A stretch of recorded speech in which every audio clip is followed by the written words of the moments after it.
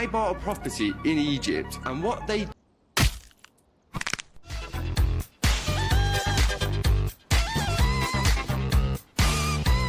First, open the BeamNG install directory. Then open the Levels folder inside the Content folder. Here you can see all the maps you have in the game. Select the map you want the animated dummies.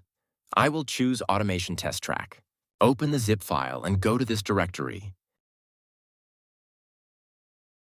Make a new folder here.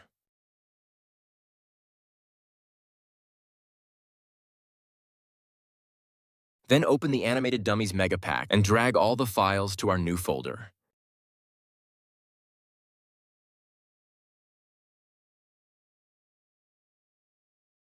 Now open the game and go to your map. Press F11 and wait for the Asset Browser to load. If you don't see Asset Browser, go to here and click Asset Browser. After loading, go to the exact directory where we went in the zip file. You can just select the animated dummy and drag it to the map.